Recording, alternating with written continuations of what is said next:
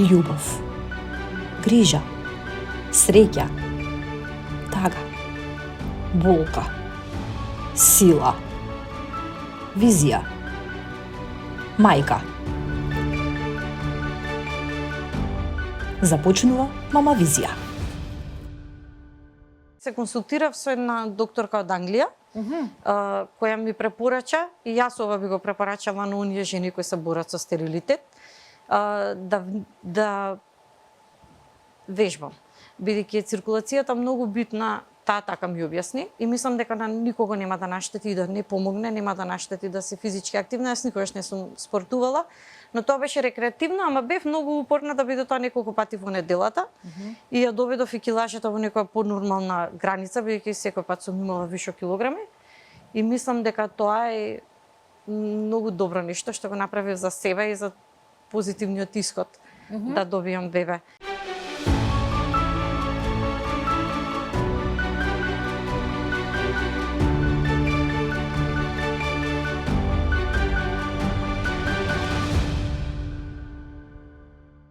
Добро вечер, добар ден или добро утро. Во зависност од тоа кога ја гледате вашата Мама Визија, ви благодарам што одбирате да погледнете уште една епизода од овој убав проект наречен Мама Визија. Ве поздравувам од ова топло и убаво студио и многу се радувам што и денеска ќе имате можност и прилика да запознаете една нова мајка во Мама Визија, личност која што не е позната за јавноста, и на моја огромна радост ќе кажам уште еден наш фан, уште една наша редовна гледачка која што пиша со радост да ја сподели нејзината приказна, затоа што нејзината приказна, почитувани, е навистина една филмска приказна. Јас така ќе ја наречам, нешто што верувам дека ќе ви даде многу надеж, една бајковита приказна која што има среќен крај. Кристина Стојанова е нашата денешна гостинка, таза мајка. Добре ни дојдовте. Да, добар ден. Мило ми е што сум дел од оваа емисија. Ви благодарам што ми дозволивте да споделам својата приказна. Ќе бидам многу среќна барам до една мајка ако стигне мојот глас, бидејќи мојот пат беше таков што мислам дека ми недостасуваше верба. И доколку не една мајка и дадам верба, ќе биде мојата тука мисија исполнета. Баш се радувам што ја разбирате приказната и пораката која што Мама Визија секогаш сака да ја испрати на нашите гледачки. Ќе кажеме и мажи и жени, затоа што нели во еден пат кон остварување на родителството се и двајцата родители вклучени. Вие сте мајка на малиот Ведран, кој што има 7 месеци, таза мајка. Колку ве променило мајчинството овие 7 месеци? Како е животот да се биде мајка? Прекрасно. Прекрасно. Уживам во мајчинството и во растурените играчки дома и не ме пречи воопшто и будењето навечер. Секој буквално сегмент од денот, секој момент ми е прекрасен. Да, не би го променила ништо на светот тоа што ми се случува сега и ова секој дневие. Да се врати времето, повторно би поминале целиот тој апсолутно трнлив пат кој што сте го поминали, кој што ќе го раскажеме во следните. Сите потешкоти и повторно, да. Да, сте поминале трнлив пат пред да се роди Ведран, не било лесно. Ќе споделиме, вие сега имате 40 години, на 39 години станувате за прв пат. Еден месец пред да наполнам 40 години го родив мојот мал принц Ведран. Каков е тој пат? Ајде да започнеме од почеток. Што се случуваше? Дали имавте некаков проблем? Зошто поминувавте низ одредени потешкоти пред да се реализирате како мајка? Со сопругот сегашен веќе неколку години бевме заедно. И таа година кога ја направивме венчавката, всушност последните недели од 2019 кога се случи нашето венчавање, имав крварење кое беше нетипично, траеше недели. Јас од почетокот не обрнав внимание, но во одреден момент кога го видов календарчето каде што си водам ја евиденција, сватив дека тоа веќе не е нормално, дека морам да посетам доктор. Иако веќе неколку години ние се убедувавме, ама јас не обрнував внимание на тоа, велев ајде да му дадеме време на времето, да дадеме можност тоа да се случи природно, но не се случи и тоа не беше тригер, тоа му е крварење. Посетив доктор и докторот ми каже дека сум била бремена, дека во тој момент кога бев на доктор повеќе не сум, дека моето тело природно го исфрла тоа што треба да го исфрли, во тој случај за жал плодот. И за среќа немав интервенција, сето тоа се заврши така, дури крвта ми ослабе така, имав еден период кај што ми требаше да се дојдам при себе. И од тој момент веќе одлучив дека е време да се посетат доктори и да се започне со таа моја приказна, односно наша, не можам да го изоставам сопругот, бидејќи иако физички беше целиот товар на мене, емотивниот дел беше на двајцата, тоа апсолутно. Имав бескрајна подршка од него, што од старт сакам да, иако ќе зборам од своје име, бидејќи јас сум тука, тој мора да биде споменат и не Секако ќе го изоставен. поздравиме и ќе му се заблагодариме и него, Точно, без него немаше ваков крај да имаме среќен. Секако ќе му се заблагодариме и него што ја прифати поканата вашата идеја, вашата иницијатива, затоа што дал поддршка да бидете дел и да раскажете вашата лична приказна. Тоа е, велите, тригерот. Што се случува потоа? Одите по доктори, така? Многу доктори посетивме, буквално сите доктори кои се најпознати во Македонија за лечење на стерилитет и за инвитро ги посетивме. И во еден момент, во еден преглед, ми зема и анализа на крвта, која покажа дека мојата резерва на јајцеклетки всушност е минимална, дури и да немам овулација и да немам јајцеклетки, дека ќе нема да може природно да останам природна. Паралелно со тоа на сопругот резултатите беа, урологот рече како младиче дека нема никаков проблем кај него, дека апсолутно е кај мене проблем. Тогаш на која возраст? Тоа што Тој е 2 години помало од мене.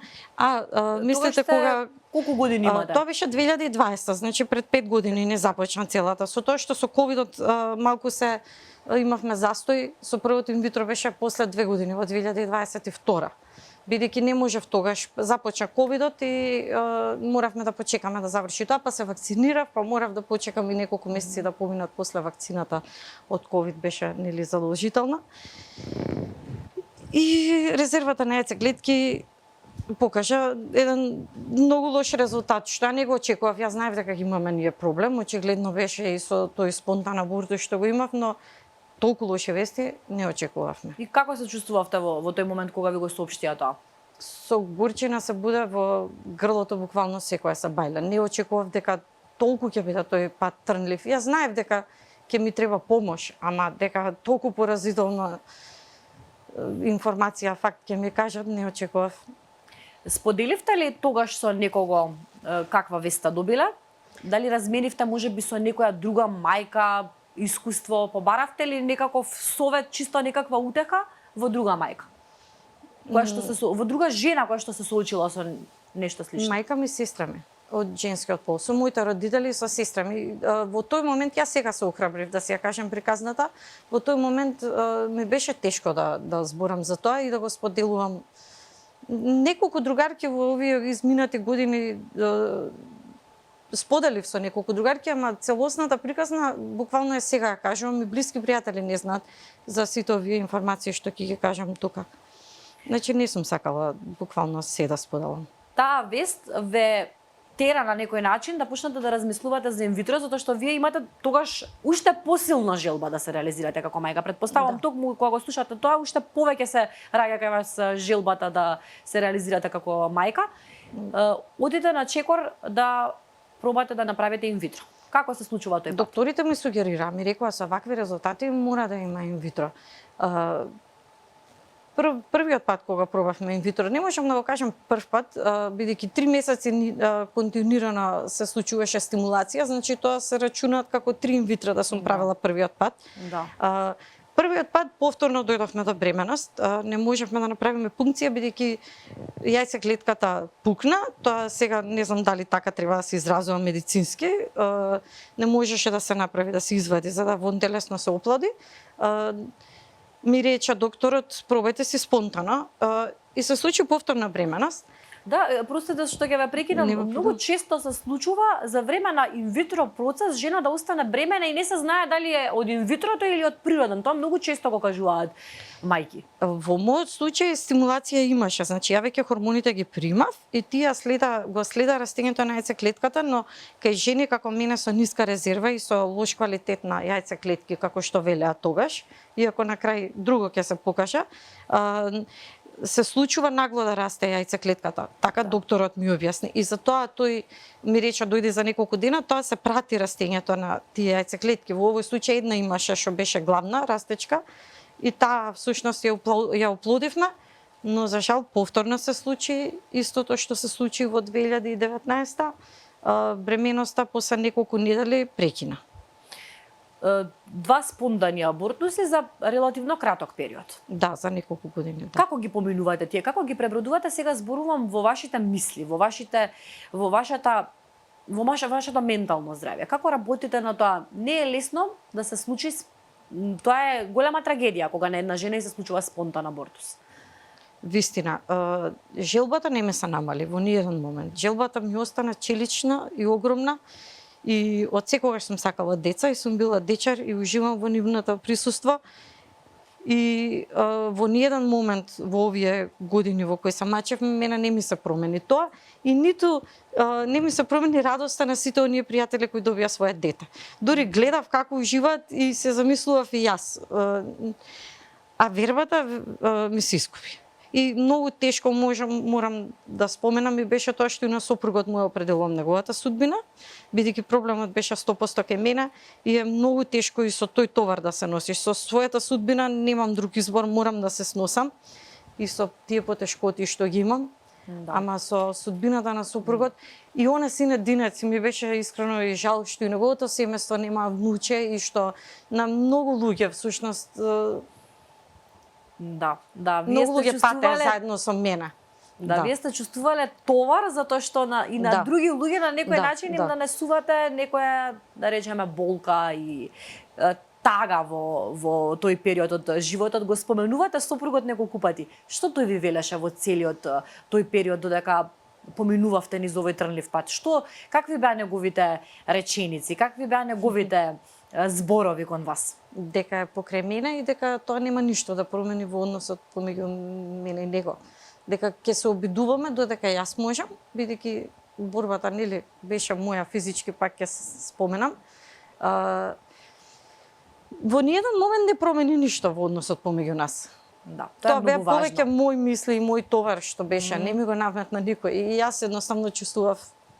Таа поддршка е многу важна, затоа и ве прашав. Многу значи како и мажот ја разбира целата процедура, колку е тој силна поддршка, не само физички да те однесе, да те превезе, да те боцка, верувам, да те боцне, да помогне. Да, сета. Ајде околу боцкањето, ајде околу тој процес на инвитро низ кој што поминува една жена. Како вие го доживувавте? Има жени кои што се пресреќни кога го поминуваат и покрај, да речеме, физичките промени, покрај тие хормони кои што лудуваат во жената тогаш, но некако среќно го поминуваат тоа. Како го поминувавте вие? Не ми беше мене среќно. Овој прв обид инвитро кој траеше 3 месеци, хормоните кои ги примав и не беа толку агресивни. Но вториот пат може да споменам за вториот за да идеме хронолошки, за да дојдам до тоа. Да, завршува првиот, правиме пауза и секој пат е препорачливо пауза поради здравјето на жената, поради нели тие медикаменти кои ги прима. Правиме пауза и кога вториот обид сакавме да го направиме, ги собравме сите документи и го променив докторот, бидејќи тоа советува да промениш доктор, бидејќи сите имаат различен протокол, како првиот протокол не ти одговорил, може вториот. И тогаш тој доктор ми кажа дека не е препорачливо со мој материјал, односно со мои јајцеклетки да го правиме инвитрото. Не понуди опција да купиме јајцеклетки. Повторно тоа беше тешко за прифаќање. И јас сум дечар и многу размислував за тоа дали да го одбереме тој пат, но на крај одлучив дека сите дечиња ги сакам, дека и тоа дете ќе го сакам, дека ќе расте во мене, ќе се храни од моја крв. И тоа го прифатив. Само за да станам мајка, да се реализирам и за да бидеме едно семејство малечко со сопругот. И така и направивме, купивме 6 јајцеклетки, од кои сега не ме фаќате за збор, се оплодија 5, мислам на крај дојдовме до трансфер, но тој протокол... Ве молам, го купувате тоа и го правите овде во Македонија, така? Да. Тука го нудат сите приватни болници кои го работат тоа со инвитро, сите нудат, да. И тоа од европското лосе, мислам дека нема фаќате за зборот која земја, сум заборавила веќе податоците. Имате фотографија на жената, на тој принцип некои основни генерали за неа, возраст, дали има свој биолошки деца, некои нели медицински проблеми, иако се бираат здрави жени, нели за и физички и ментално да бидат здрави. Тежина, висина, боја на очи, боја на коса, степен на образование, родителите дали се живи, тие некои основни податоци ги имаше. Ја одбравме од тие, не знам, 5 жени што во тој момент тие ни ги понудија, одбравме, не ни беше битно, не ни имав некој критериум, мислам, ни беше битно само да дојдеме до целта која имавме. Тој протокол беше пеколно тежок. Траеше 1 месец, се боцкав 2 пати на ден и примав медикаменти на неколку часа и орално, и вагиналите, и боцкање. Тоа беше многу тешко. Бев цела мудра во стомакот, во рацете, купив боенка за возрастни за да можам тоа да го поднесам. Мислам дека ментално добро се држев, ама не уживав во процесот. Споменавте дека некој со радост тоа го прават, јас далеко од тоа, не ми беше воопшто пријатен процесот. И тие вештачки хормони, подоцна бев трудна, ќе дојдеме и до тоа, не се споредуваат. Би била 10 пати бремена инвитро, фала му на Бога што нема повторно да правам. И јас такво искуство имам. Што се случуваше со тие хормони? Што е тоа што ви пречеше? Имав главоболки, што јас сум човек што никогаш нема главоболки, и тоа толку интензивни главоболки што не ми поминува ни со спиење. Значи легнуваш со главоболка, се буди со главоболка, интензивни и силни што за мене непознати беа. И најверојатно влијаело и на притисокот. Да, и крвниот притисок ми се покачи прв пат во живот. Јас цела бременост ја поминав без покачен крвен притисок, ниту еднаш. Секој пат ми беше во нормала. Тогаш ми се покачи крвниот притисок, телото не ми беше свое. Да, го чувствувавте и физичкиот изглед на телото, но и вака внатрешно претпоставувам притисок во главата, некој чудно чувство што природно во бременоста не е така, е многу полесно, барем мене така ми беше. Не се споредува дефинитивно природните хормони со вештачките. Тоа е протоколот. Мене ми беше јасно дека тоа е патот и јас свесно си го прифатив. Да, но ете така вие сте го доживели, така вие сте го чувствувале, велите тежок процес, Бојанка, друг начин на релаксација. Ова ве прашувам за жените кои што поминуваат можеби низ нешто вакво, низ некаква мака, потешкотија, нервоза, понекогаш кај некоја жена тоа може да предизвика и гнев и лутина, зошто сега јас морам да го правам ова, зошто баш мене ми се случува. Освен Бојанката за возрастни, друго нешто што помогна? Музика која е весела, сонце, природа, иако тоа беше ноември, јас кога го правев, нема многу можност надвор да се движам. Гледав филмови, серии, тие што ми се омилени, гледав на секаков начин да се релаксирам. Се средував по дома, бидејќи после високиот крвен притисок земав неколку дена дома да останам, да си дојдам при себе. И така го исполнував денот. Гледав максимум да си помогнам, иако бев анксиозна и бев исплашена и не ми беше седно, но бев храбра. Иако не ми беше воопшто лесно. Дали тогаш можеби почнавте да зборувате и да споделувате со други жени, со пријателки, освен со сестрави, со мајката, со другарки, со можеби колешки, познајнички, чисто велам да споделувате од причина што се почесто луѓето поменуваат, жените поменуваат низ инвитро. Рече се секое трето, четврто семејство имаме жена која што поминала низ инвитро процедура. Да, со колешките разговарав, да. Тие знаат зошто отсуствувам и да споделував со нив. Веќе на работа, мислам дека и веќе сите знаеа дека го поминувам тоа и не можеш да не кажеш, бидејќи отсуствуваш од работа, имав потреба да излагам од работа за да отидам на преглед, да се вратам и не може да се сокрие тоа. И ја не се срамам од тоа што го поминав. Тоа беше мојот пат и мој избор и си стојам позади нив апсолутно, повторно би ги одбрала. Знам дека е табу тема купување на јајцеклетки, но јас не гледам ништо лошо во тоа. Да, но не, веќе и мислам дека не станува исто како што се купува сперма од донор, се случува и многу често да се купуваат и јајцеклетки. Мислам дека и кај нас почнува да станува тоа нешто, да се нормализира, затоа што секој кога се мачи, кога си има некаков проблем, оди до крајности и сака се да проба и се е разбирливо. Како завршува второто инвитро? Неуспешно. Доаѓаме до трансфер, овој пат доаѓаме, првиот пат не дојдовме бидејќи првата беше неуспешна бременост, па јајцеклетката не растеше, ембрио лош квалитет, сега имаме нели јајца клетка купена, се оплодува со материјалот од сопругот, доаѓаме до трансфер. Тие 2 недели на чекање се исто, тука психички се тешки покрај физички, чекаш во неизвестности. И не се случи ништо. Негативен тест, уште едно разочарување, и емотивно, и физички, и финансиски бевме потрошени, бев исцрпена и рековме пауза малку. Пред да стигнеме до паузата, сакам да кажам дека во овој дел, во овој процес на обидување правите и 2 пати пункција на без анестезија. Да, бидејќи имав во една лесна интервенција реакција на анестезија и решив. Јас сум човек што не се плаши од дигли, од среќа, бидејќи овој процес, ако некој се плаши од дигли, не знам како би го поминал. И сум храбра и мислам дека издржувам болка и решив тој ризик да го превземам, да ме боли, а да нема некој. А и јајца клетка имав јас 2 пати пункција по една јајца клетка, дека не се создава повеќе поради малите резерви кои ги имам и решив еден убод да истрпам на сметка на тоа да не. Тоа е многу болно?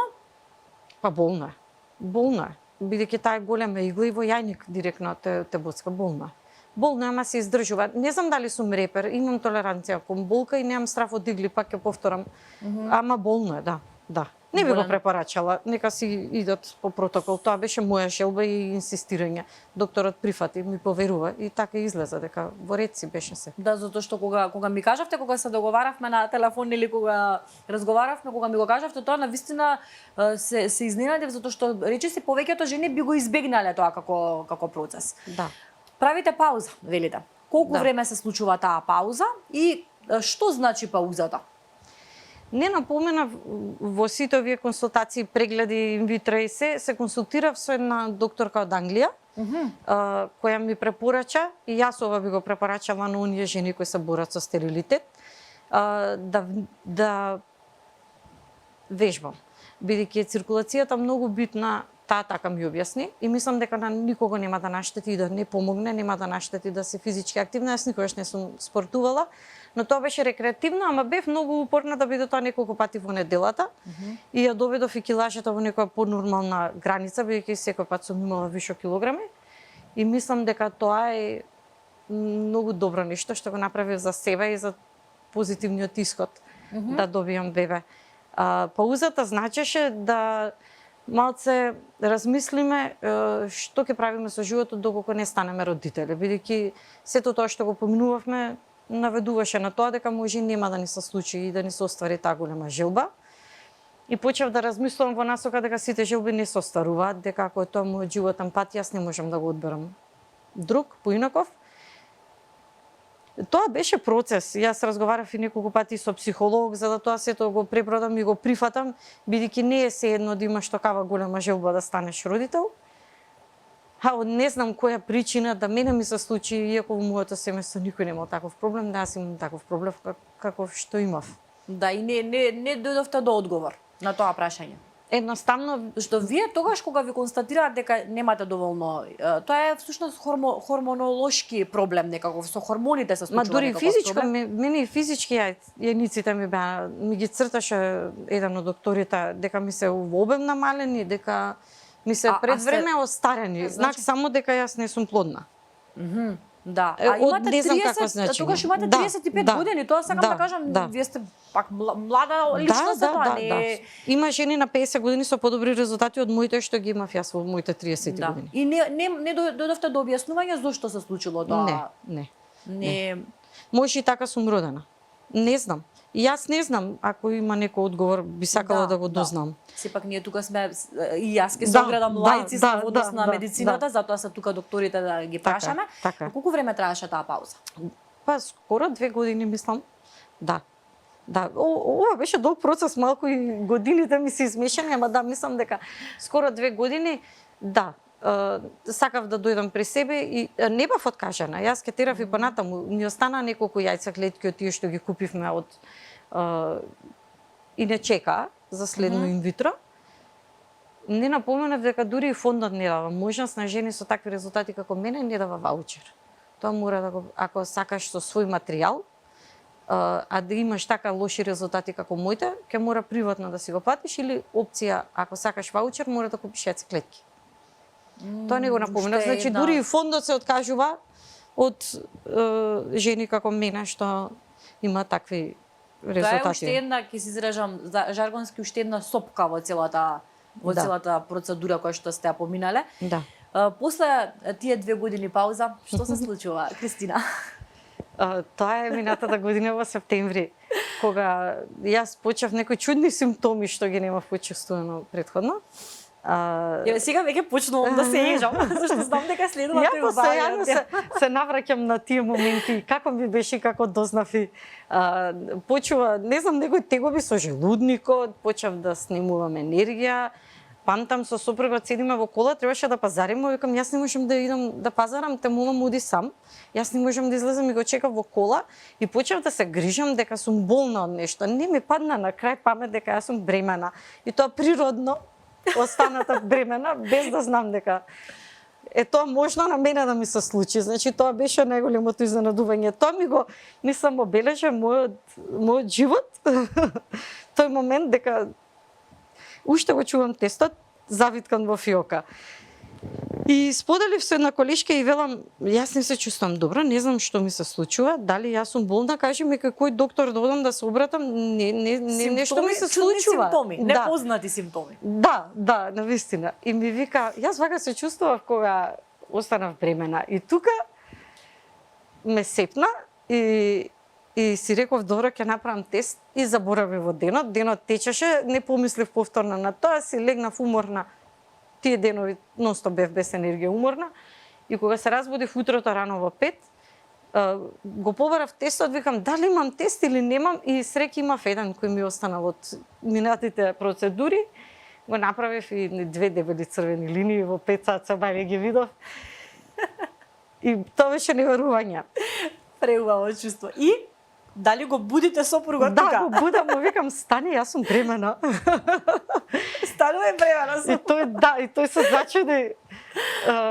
И станавме двајцата, веднаш му пишав на докторот и додека го чекав докторот, почнав да крварам. Уште истото утро. И тука веќе внимателно бевме позитивни, внимателно срекни, рековме во ред, тоа е што е, ќе видиме што е. И кога отидов на преглед после неколку часа, ми рече докторот дека е се во ред, дека плодот е на место, дека се гледа тој кожурец, дека е рано да слушнеме срце, но дека е таму. И дека е во ред, дека е на место на кај што е треба. Да, дека не е вон матерично, дека се е како што треба, дека си е на место. И после неколку недели го слушнавме срцебиењето на тој важен звук и многу еден од најубавите звуци. Да. Како ги минувате тие 9 месеци бременост? Каква бременост имавте со Ведран? Јас ќе кажам лесна, бидејќи толку многу сакав дете. И така, инаку не беше. Може, не знам, вака да кажам грубо, може 500 пати се боцнав повторно. Пола година примав клексани, 8 месеци примав прогестерон, повторно многу медикаменти и повторно и витамини ама некако не знам, тоа веќе не го гледав така, а и навистина полесно ми беше за разлика од инвитрото. Физички зборам. Внимателна бев многу, бев на патолошка, им благодарам на колегите што ме разбра и што ми дозволија, бидејќи ова ми беше шанса кај што не смеев да сгрешам. И многу внимавав, многу. Дури еден мини карантин си направивме со сопругот, бидејќи јас инсистирав на тоа. Ме беше страф од вируси, од бактерии, од буквално сакав да спием во болници и секој ден да гледам што се случува, ама тоа не беше можно. Идавме на ургентни прегледи кога нешто ќе се случеше. Така, бев многу внимателна, многу. Бев многу и среќна, и позитивна, и смирена во исто време, ама и исплашена. И така, некако и хормоните се измешани чувства. А Кристина, добро откако се случува таа бременост, ете одите повторно на прегледи, претпоставам и кај матичниот гинеколог кој специјалист идав, да, кај специјалист, мораше специјалист да ме води.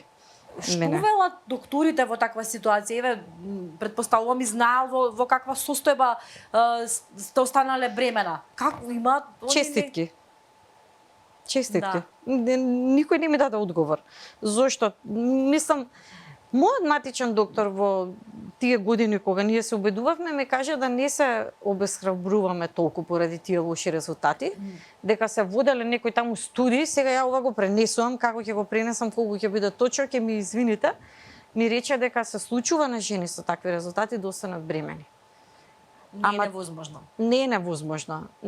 Иако резултатите 0,01 на тој хормон се многу обесхрабрувачки, но докторот ни збореше, тој ме викаше дете, не се откажувај, не се откажувајте со сопругот, може да се случи. Ама кога се случи, сите ми вика само честитки, никој не ми каже ништо. Мислам, не беше веќе битно Не е што ни се важно, се случило. согласувам. Не е Ние ни дојдовме важно, до битно. целта на начин на кој што не верував дека ќе стигнеме, но на се случи најубавиот може начин, така што одлично е. Да, И да. сега денот кога се породувате, го паметите, сум сигурно го паметите тоа Секоја било пред секунда. 7 месеци. секоја секунда, Но, секоја секунда. Како би го опишале тој ден? Заплакав кога влага во болницата.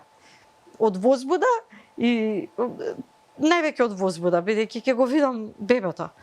Толку време го чекав, толку се молев само да е живо и здраво, него ни замислував дека ќе биде толку прекрасно како што е, дека такво дете мене ќе ми се падне. И се насмеа медицинските сестри кога ме видоа на приемниот шалтер. Леле, девојчето плаче. И потоа реков готово, нема емоциите на страна, мора храбро, сакав тој момент убаво да си го доживам, не ќе да бидам вознемирена. Толку многу го посакував и знаев што ќе се случува, дека ќе биде царски рез, бидејќи Ведран беше многу напредно бебенце и беше поголемо, бидејќи мојот сопруг е повисок, е 180, а јас сум 150 и нешто и бебенцето растеше како тато, покрупно и ме советуваа дека каде е чекано бебенце, и е крупно и дека во 38 недела се договоривме со царски да биде породувањето. И јас би рекла релативно лесно. Повторно ќе кажам, издржувам болка, да, тоа прво станување е непријатно, ама мене толку ме обзема едно чувство на среќа, што мислам дека ова се беше споредно, не гледав, само бебето го гледав. И го памтам моментот кога првпат му го бакнав обравчето, кога ми го покажа, беше толку сладок. А го беше сгужвен и малецок, многу беше убав, уште од сам старт. Пристрасна сум, ама и не, ќе го видат гледачите. Ќе го видат на фотографиите, вистински убавец, ќе се согласам со вас комплетно. Како го добила Ведран името? Татко му го бира. Татко му е кумот и го одбравме правилното име за детето. Тоа е едно многу весело и многу насмеано бебенце. Многу се смееме. Духовите уште од толку малецок. Оцелени. Да, не закача. И многу се смееме со него уште од сега, иако е толку малецок. Многу насмеано бебенце, многу. Поча да се смее многу мал, дури се чудевме како се насмее на глас на 2 месеци чином, не ме фаќате за зборама. Многу малецок се насмее на глас. Многу. Со што се соочувате овие 7 месеци живот заедно со него во вашиот дом? Како изгледа животот со него? Немам потешкоти. Заедно со сопругот учествуваме, јас длабоко верувам дека едно дете треба да го одгледаат и да го воспитуваат мајката и таткото. Баба, дедо и сите и тета се за да го галат. Мислам дека е најубавиот дел на нив. Обврската е и одговорноста на родителите. Ја уживам во сето тоа што треба да го правам околу него. Немам никакви потешкоти. Со сопругот сме многу среќни, многу хармонични и затоа и Ведран толку весел, бидејќи таква атмосфера имаме дома, ни се остварува сонот. Нема, не знам, ова Среќа. Вие сте дом полн со среќа, една магија и една филмска сцена. Повторно ќе кажам, јас така ќе го опишам, така ќе опишам вашата лична приказна. Дали го дојде Ведран се уште? Го доев пола година, за жал толку беше од млекото. Не знам зошто, едноставно се случи. Но ја бев среќна што до пола година, бидејќи на 5,5 месеци почнавме да воведуваме нели тие вкусови кашички и си јаде одлично, си сака да си јаде. Значи умене, Ведран е многу умно. Умене, стварно е умен, да, стварно. Он е темпераментен, жив се, ама да, умене, си јаде, си спие убаво, нема никакви проблеми, сака да се бања, вреска кога се бања, многу е смешен. Плиску, што од сега можам да замислам понатаму колку ќе биде тоа интересно.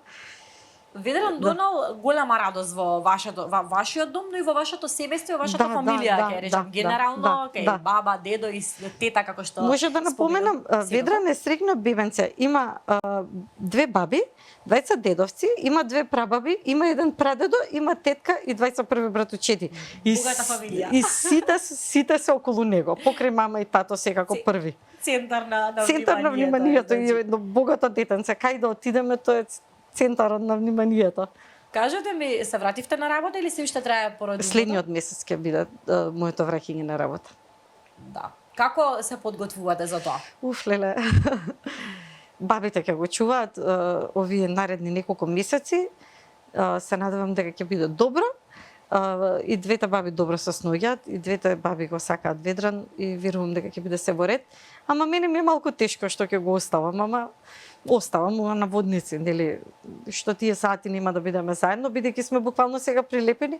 Ова ми е едно од ретките моменти кога не сум со бебето заедно. Овие 7 месеци цело време сме заедно, да. Затоа велам како вие лично, не кон него, туку како вие лично се подготвувате како сега веќе мајка, која што треба да се врати на работа и на еден нормален начин на живот кој што го имала и претходно, сега нормално со плюс сериозна обврска која ве чека дома. Не знам. Сега извинете на прашање, ама тоа е реалност. Не, боред. Јас само се надевам дека Ведран ќе биде спокоен, а на работа ќе треба да се вратам на работните обврски и тоа ќе ми биде еден предизвик. Да, бидејќи долго време не сум на работа, скоро година и пол, мислам дека и се надам дека бебенцето ќе ужива во бебисинтигот од двете баби. Не знам како да се подготвам. Нема да ми биде се едно. Сигурно ќе бидам на телефон цело време во контакт со бабите, да, како е и што. Ќе се навикнеме, сигурно ќе се навикнеме. Не. Ајде малку за вашата мајка. Да ја поздравиме и Неза. Ајде да ја поздравиме. Како вие ќе опишете вашата мајка? Какво детство имавте вие? Како го паметите тоа? Како бевте растена? Каде сте растена? Во Скопје? Да, од Скопје сме. Мајка ми и јас имаме многу сличности. Иако мислам дека ќе има еден мој печат во воспитувањето, дека голем дел од тие нејзини методи ќе бидат усвоени, некои нема, што е нормално, не можеме да бидеме скроз идентични, но во голема мера сме сличи. Мајка ми е личност која беше многу присутна и се уште е во нашите животи, во мојот и на сестра ми. Постојано будно не прати и мислам дека тука ќе бидеме исти, дека јас ќе бидам и јас сум таков човек што забележува и сака тие што ги сакам да ги прати и да им обрнем максимално внимание. Мислам дека така се искажува љубовта. Барем јас така ја искажувам, со внимание и со будност. И во таа работа сме исти. Јас бев мирно детенце, релативно. За разлика од Ведран? Да. Како старо мало се смеевме, мајка ми вика портата ќе биде отворена, сестрата веднаш ќе избега да оди да си игра, ти ќе затвориш. Аха, така. Да, мирно детенце, мирно, немале никакви проблеми моето со мене. Старо мало вика, сакаше ти да збориш, да не гледаш, да така. Колку како, на кој начин вашата мајка беше ваша лична поддршка низ целиот овој процес кој што го поминавте? Голема, емотивно голема поддршка. Од сите имав поддршка, но од неа, бидејќи таа највеќе ме познава, мислам дека кој ќе ме го слушне гласот по телефон, веднаш знае како се чувствам. И да, мајка како мајка, веројатно не знам дали се сите исти, но таа е таква. Голема поддршка, огромна. И постојано ми велеше дека јас сум им битна, да сум ја жива и здрава, да си го гледам здравието и дека се што треба ќе се случи. Да, кога треба да се случи, кога треба да се случи, да. Тоа ли би била пораката до сите оние мајки или идни мајки кои што не гледаат, еден ваш совет со оглед на тоа што сте поминале низ сито и решето, што би рекле старите? Која е вашата порака до идните мајки кои што не гледаат и кои што се борат да се реализираат и да почувствуваат бебе во нивниот стомак? Да не бидат како мене, да имаат поголема верба, дека навистина чуда се случуваат. Мојата желба беше огромна, како велат универзумот ќе направи заговор за да ти се оствари таа желба што ја посакуваш, но и вербата е битна и мислам дека сите овие процеси се многу полесни ако има една доза на оптимизам која јас за жал ја немав, бидејќи бев обесхрабрена низ сите тие процеси и постојани нели порази ме обесхрабрија и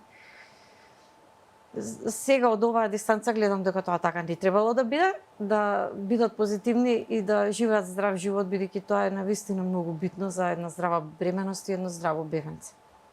А вашата визија за Ведран, која е? Во Мама Визија секогаш емисијата заокружуваме со... Сите емисии сум ги гледала. Драго ми е, навистина ми е драго. Која е вашата визија? Еве сега дојде моментот, вие на вашите 5 минути што се вели да му се обратите на Ведран, кој што јас секогаш велам кога ќе дојде мајка со мало бебе овде, дека еден ден знам дека тоа детенце ќе ја гледа оваа емисија. Што сакате да му кажете на Ведран? Буквално истата мантра и мисли ги имам и додека ми беше во стомак, да е жив и здрав. Сега и среќен бидејќи е на овој свет заедно со нас. Ништо друго не ми е битно. Порано мислев дека ќе ми биде битно да се образува или не знам што, сега буквално само среќата, негово здравјето, да има еден убав живот и кога ќе гледа на десвото да каже дека имал среќно десво заедно со нас. Да е среќен што сме му биле баш ние родители. И јас мајка. Убаво кажано. На самиот крај имаме подарок од вас, мирисот на Мама Визија, како што велам јас, ова е мирисот на Мама Визија. Фрида ќе ги поздравиме, ќе им се заблагодариме што направија преубав букет за нашата Кристина, храбра мајка која што се пријави да биде дел од Мама Визија. Повелете. Благодарам многу. Вниманието од Фрида. Ќе ми го краси домот. Ќе ви го краси домот и ќе го поздравите Ведран и вашиот сопруг. Јас од срце ви благодарам и јас исто на вас. Што ги распославте вашите емоции. Огромна радост ми направивте и што ве запознав лично, прекрасна личност. Ви благодарам многу. Благодарам. Почитувани, ете, Фрида се оние наши пријатели кои што редовно ги имаме во секоја Мама Визија и кои што ни даваат мирис на нашата емисија, но тука се и бутикот Дона кои што се грижат за мојот изглед, за облеката, па знам дека секоја жена сака убаво да се дотера, топло ви препорачувам да ги посетите и бутик Дона кои што се наоѓаат во градскиот трговски центар, тука во близина на Слободен печат. Ако одите, поминете ни на кафе. Благодарам што погледнавте уште една Мама Визија.